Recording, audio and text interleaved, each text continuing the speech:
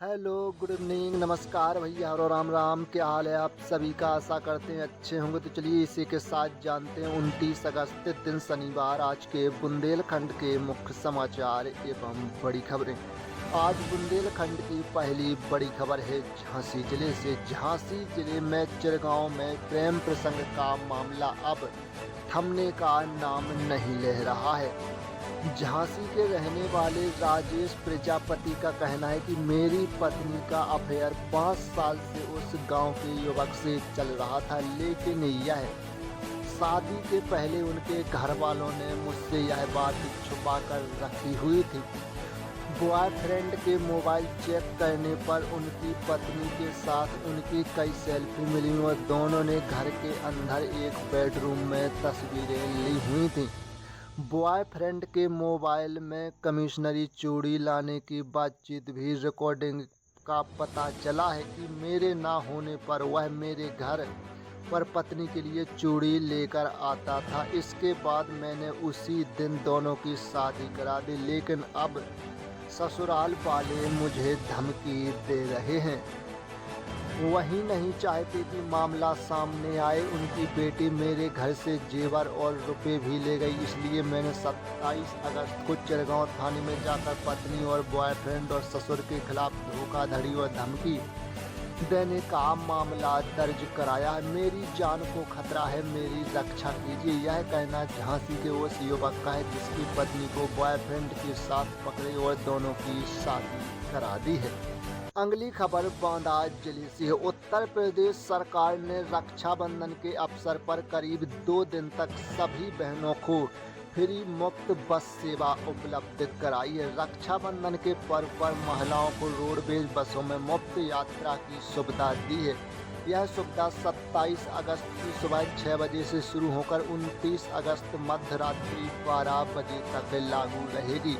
महिला यात्री अपने साथ एक बच्चे को निःशुल्क यात्रा करा सकते हैं। बांदा क्षेत्र में महिलाओं और अन्य यात्रियों की सुविधा के लिए रोडवेज की कुल 480 बसें चलाई गई थी। बांदा रोडवेज ने एसएसएस ने बताया कि रक्षाबंधन पर यात्रियों की बढ़ती संख्या को देखते हुए पर्याप्त बसों का संचालन किया जा रहा है। महिलाओं के उन दिव्यांग तक पहुंचाने के लिए विशेष व्यवस्थाएं की गई हैं। पुलिस प्रशासन भी रोडवेज के साथ सहयोग कर रहा है। उन्होंने दावा किया है कि बसों की पर्यटक उपलब्ध के कारण यात्रियों को किसी प्रकार की असुविधा न हो। इसको लेकर पुलिस प्रशासन पूरी तरह सुरक्षा में लगे हुए हैं। अगली खबर निवाड़ी जिले से है। निवाड़ी जिले में हो रही लगातार बारिश के चलते माता टीला बांध पानी से भर गया है। आवश्यक के कारण प्रशासन अलर्ट जारी किया। गुरुवार को 3 बजे बांध का जलस्तर सुरक्षित सीमा के करीब पहुंच गया था, जिसके 12 गेट 2-2 फुट खोल दिए गए हैं। बांध नियंत्रण कक्ष के अनुसार माता टीला बांध का पूर्व जल स्तर पर FRL पर करीब 308.46 मीटर है। वर्तमान में बांध का जलस्तर 306 से 84 मीटर है, लगभग 106 फीट तक पहुंच गया है। बांध अपनी कुल क्षमता का लगभग 73.35% भर चुका है, जिसमें 447.23 मिलियन क्यूबिक लीटर मौजूद पानी है। बांध को ओवरफ्लो होने से बचने के लिए कुल 23.38 क्यूसेक पानी लगातार छोड़ा जाए, जिसमें 29,436 क्यूसेक पानी मुख्य फाटकों और अन्य तरीकों से निकाला जा रहा है। इतनी मात्रा में पानी छोड़े जाने के कारण बेतवा नदी का जलस्तर तेजी से बढ़ रहा है।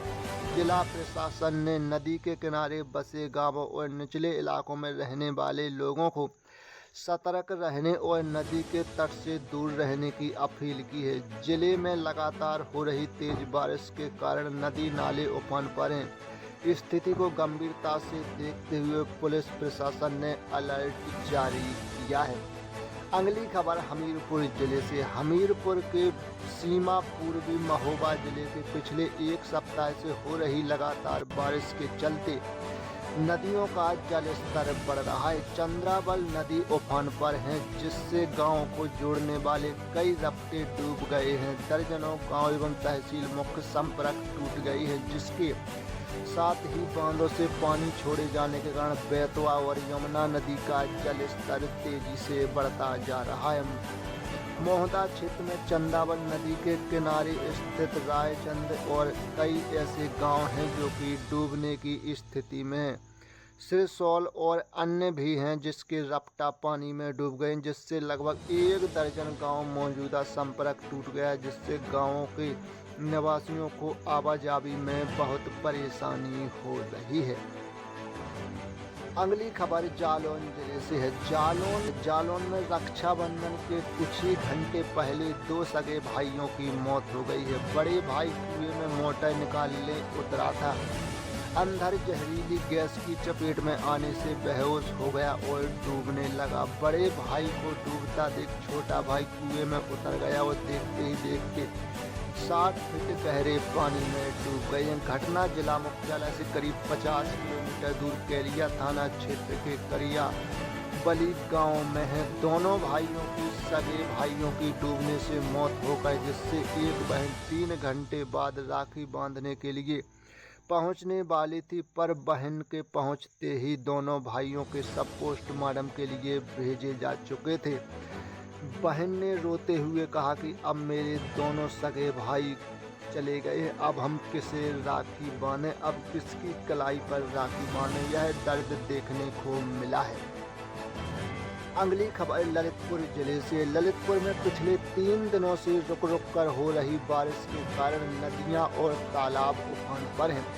शुक्रवार शाम करीब 6 बजे राजघाट एवं माता टीला एवं कचरौंदा, उटरी और साहिबाद जैसे बांधों के गेट खोलकर पानी छोड़ा जा रहा है। भारी बारिश के कारण जिले में कई जगह मकान, पेड़ और बाउंड्री गिरने की घटनाएं सामने आई हैं। शुक्रवार को माता टीला बांध के 12 गेट खोलकर करीब 35 क्यूसेक पानी छोड़ा गया है। वहीं राजघाट बांध के 4 गेट खोलकर 30,000 क्यूसेक पानी छोड़ा जा रहा है। दोनों बांधों में पानी छोड़ने के कारण बेतवा नदी में भी तेजी से जलस्तर बढ़ रहा है।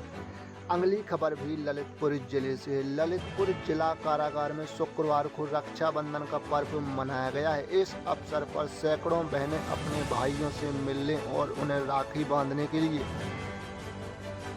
जेल पहुंची हैं। शाम करीब 5 बजे तक 309 बहनों ने अपने भाइयों को राखी बांधी, जबकि 8 भाइयों ने भी अपनी बहनों को राखी बंधाई है। प्रभारी जेल अधीक्षक प्रशांत उपाध्याय ने इस आयोजन के लिए पुष्ट व्यवस्थाएं भी की और जेल प्रशासन ने बहनों के लिए क्रमवार मुलाकात और व्यवस्था सुनिश्चित की गई, जिनके चलते सभी बहनों ने अपने भाइयों को राखी बांधकर मिठाई खिलाई है। जेल के अंदर घर जैसा माहौल बनने के लिए बंधनवार और गुब्बारे जैसी सजावट से रक्षाबंधन के गीत सुहाए और पूरे जेल को अपने घर जैसा माहौल बनाकर उन्हें रक्षाबंधन का त्योहार सभी भाइयों और बहनों ने मिलकर मनाया है। अगली खबर महोबा जिले से। महोबा के पनवाड़ी में गुरुवार रात बुंदेलखंड किसान यूनियन के राष्ट्रीय राजमार्ग बंद कर दिया। यह प्रदर्शन भोरे हुए मूसलाधार बारिश के कारण उत्पन्न बिजली समस्या को लेकर पनवाड़ी ब्लॉक में 120 गांवों की बिजली गुल हो गई और अंधेरे में रहना पड़ा है। बुंदेलखंड किसान यूनियन के राष्ट्रीय प्रवक्ता एवं पंकज तिवारी के नेतृत्व में कार्यकर्ताओं ने पावर हाउस के सामने NH पर जाम किया, जिसके चलते हाईवे पर वाहनों की लंबी कतारें लग गईं। प्रदर्शनकारियों ने बिजली व्यवस्था को लेकर जमकर नारेबाजी की और तत्काल आपूर्ति बहाल करने की भी मांग की है। सूचना मिलने पर स्थानीय पुलिस मौके पर पहुंची और जाम खुलवाने का प्रयास किया। इस दौरान डॉक्टर पंकज तिवारी ने पुलिस के बीच तीखी बहस हो गई, जिसके माहौल कुछ देर तक तनावपूर्ण बना रहा है।